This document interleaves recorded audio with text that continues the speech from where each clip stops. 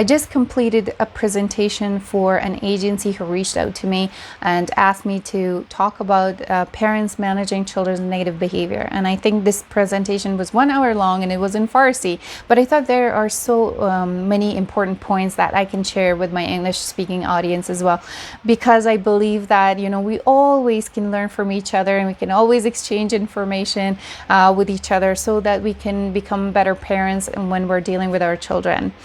So part of my presentation was to first share them a little bit of history of United Nations and since when United Nations banned corporal punishment, because that still exists in some parts of the world, especially back home country that I come from. Corporal punishment is still practiced. Like the way to raise a child or to discipline a child is through hitting them, smacking them, slapping them, and sometimes unfortunately to the point of kicking them. So it's still kind of practiced there. So I thought to first talk about this, that in 1981 United Nations called upon state members that they need to ban corporal punishment in the country that they belong to. So this was something that I shared in that presentation, that not many people knew about this. And then I also shared that in Canada, what is the justice system in Canada says, and they actually have a very specific definition. They say that any punishment in which physical force issued and intended to cause some degree of pain or discomfort, however light, that's considered to be corporal punishment. So right of the child and general commitment number 8 is the one that I got from the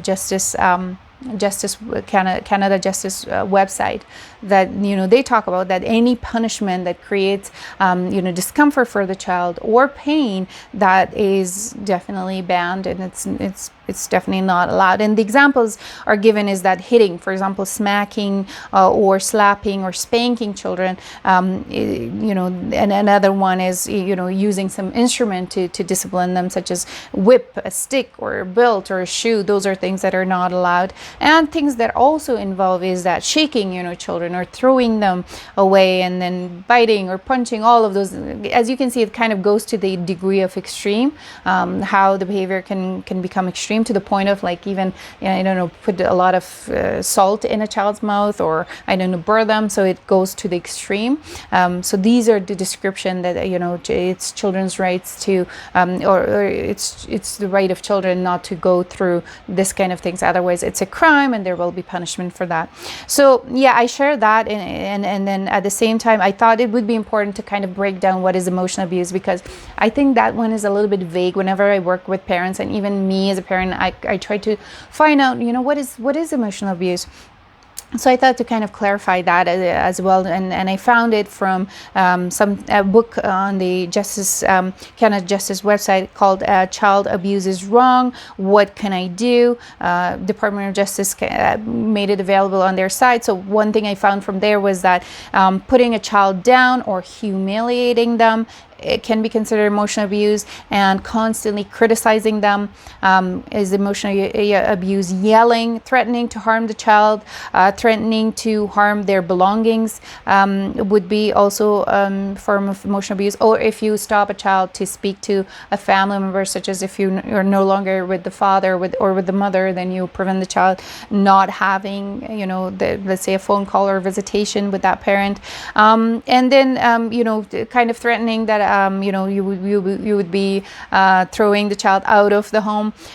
So other ones that are considered to be crime is threatening to harm the child, that I'm going to kill you, or another person that is close to the child, or threatening, again I said, objects or their property or their pet, that I'm going to kill your dog, and then also harassing children over the phone, or deliberately intimidating the child, and then or advising the child to commit suicide. So these are all crimes in Canada.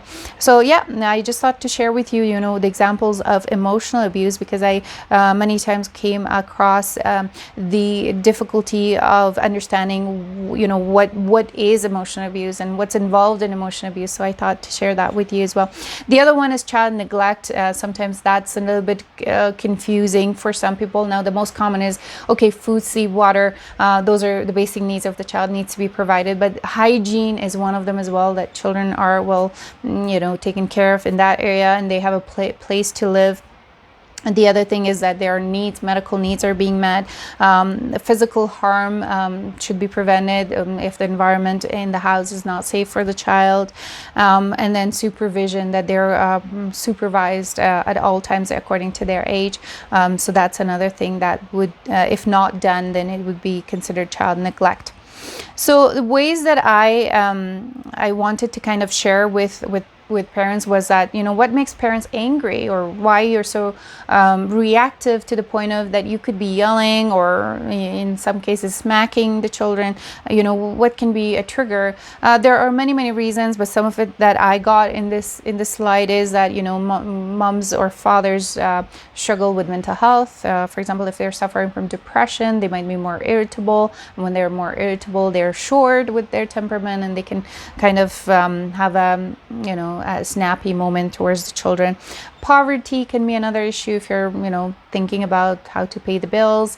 You're stressed as a result of that can be also another reason. Family violence can be also an issue if there is a violence in family, verbal or physical, or any form of violence.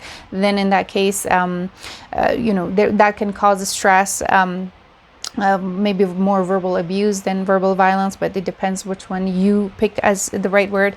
Addiction can be also one of the factors that can make mothers and fathers more vulnerable towards their children, that they're more likely to be reactive. Social pressure, if you feel like you're comparing to Jones, and then you feel like they're doing this and I'm not doing this, so some sort of perceived social pressure, or even actual social pressure where social connections that you have, and they're kind of commenting about your parenting, that can be a source of stress. And then expectation, which is something that I spoke about in one of my videos, that sometimes we forget that these little beings in front of us, their brain hasn't developed yet, and we talk to them as if we would be talking to adults. And then first of all, they probably would not understand half of the things we're saying, but then if we have expectation that they should do certain things, and sometimes we're not even aware of our expectation, but we react in that moment because they do it not the right way, or they do it in a sloppy way, or something that we perceive it to be sloppy, by the way. So in that sense, it kind of is a wake-up call for us to kind of double check with our expectation. Do we have the right expectation according to the child's age?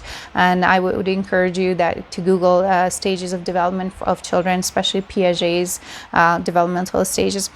The other thing that causes interpersonal stress, if you have a fight with your friend, or if you have, not getting along with your in-laws, those can be stress factors that can make you more prone to reactivity. Marital stress, if you're having problem with husband and wife, or boyfriends or girlfriends, or boyfriend and girlfriend, if there is that stress, relationship stress, that can cause you to be more vulnerable towards being snappy towards your children. Now, since I also talk about immigrants, one thing that I found in a study by Biswal and Pathak and Mishra, 2019 in India, they found that these are the most common problem areas when parents get angry at their children. One is food. Sometimes you have a child who's not eating well, so it's a stress for you because you always encourage them to eat. Or some of your, usually children, they like fast food, they like junk food, and you're someone who is more health conscious, and you want your child to eat healthy stuff, but they don't like healthy stuff. So that's the point that children get, parents get angry at their children. The other one is cleanliness. So you're probably a clean person, you want things to be organized, and your child is not doing that, and their bathroom is bathroom too, but their bedroom is a huge mess. So that would be a source of stress. And then sometimes laziness. They found that children are not doing what they're supposed to do. That can be a conflict point between a child and parent. And then being stubborn or nagging, disrespecting disrespecting elders. Now that's I would like to believe that it can be quite culture dependent. Some cultures like mine, they do stress how to respect elders, how to greet them when you see them. So there are certain rules that are being followed. So those are stress points for parents that makes them angry. That is matter of concern. It's again conflict points. The other thing that I shared was how to fix these problems and not to use, again, because it was in Farsi, it was targeted towards not to use corporal punishment, but in your case you haven't been using it and nobody used on you, so that's great. But then here are some of the alternative that even you can probably benefit from them if you haven't been using them. So number one is to know that you're being watched. Anything that you do, you are the role model or someone who is doing modeling for the child. So whatever you do, how do you regulate your emotion? You got angry, you got to your car, you forgot your phone, and you drove 5 minutes and you just found out, and you're getting late for your appointment, but you found out, okay, I didn't take my cell phone. Do you F-bomb yourself? Do you F-bomb your surrounding? What do you do? So that is a modeling behavior when the child in the back seat is watching and observing you. So, and this is probably good news that, as much as you work on yourself, there's someone who's watching you like a camera, and they can actually work on themselves and get inspired. How do you deal? So one example was emotion regulation. How do you regulate yourself? Then children can copy that, and then they can learn from that as well. If you have rules and regulation around your house, and how much do you follow that? For example, if there is no phone after 9 o'clock, are you someone who's actually on the phone after 9 o'clock? So again, modeling behavior is important, and that can be as an alternative way to help children to be disciplined or learn something that you want them to learn. Number two is a clear instruction. Now, I did talk about children's developmental stages, that their brain, human brain develops until age 25. So if you're talking to a 5-year-old, just imagine what is the development of brain at that age. So it's so important that you gave them a very clear instruction. So it's important that gave them a precise, to the point, and very clear instruction what you want them to do. For example, if you want them to put the bottle from the kitchen table to fridge, now that's an example of probably a clear example of what the child needs to do. However, if you have the tendency of going on and on and on about something, and the child doesn't get what you're trying to say, that unfortunately becomes a conflict point, because the child is not sure what you expect of them. So clear instructions are very important. The third thing that I often encourage people is to praise your children, especially catch them when they're doing something right. So if, for example, I don't know, you just find them that they're folding their own laundry as an example, then you're like, wow, this is good. One thing I often tell people, just do it genuinely. Just be careful, because they actually sense, they have the fakeness radar, so they sense when you're over the top, and you're acting that you usually don't. So I want you to be very genuine and authentic with your praises, and then do it right in that moment when you catch them. So it can be very helpful, because again, it's a behavior of reinforcement. It just happens immediately at the time of action, which has the likelihood of increasing them. So what's the benefit of doing all of these 3 points that I share with you? Number one, it teaches children responsibility for their action. It also teaches them self-control. It teaches them right from wrong, and it raises child's self-esteem, and also encourages children to do better and strengthens their also the relationship with you. So these are very important things to do that. And also just to kind of share with you that some of the information that I got is from the title of the book, Child Abuse is Wrong, What Can I Do? So some of the points that I'm making in this video is also taken from that book as well. Okay, so the last thing that I want to share with you is, again, behavior reinforcement thing. I already talked about that. It's so important that you give any kind of consequence, be it positive consequence, that is a reward, or negative consequence, which is, timeout. Then it has to be done immediately at the time when the action is happening. Sometimes we're outside, we're in a grocery store, we cannot punish the child, we cannot put them on timeout. Then I would say, as soon as you get home, try to give the consequence. If they have been behaving so well and you want to reward them, but in grocery store you can't do that. So when you get home, do that right away. That would be, again, an example of making sure that things are done more immediately, because sometimes I have parents who would say that, you know, they see something happening at 10 o'clock and they're like, okay, you know, when daddy comes at night, we will talk about this. Maybe with older kids this might be helpful, but for the younger ones, it's so important that anything has to be done right at the time of the action. Rewards can be material or non-material. Material would be if you want to give them a little bit of gifts here and there that is not breaking your budget, but at the same time you want to kind of appreciate them for good actions. Do that. Otherwise it can be non-material. The way I said, you can give them praises as well.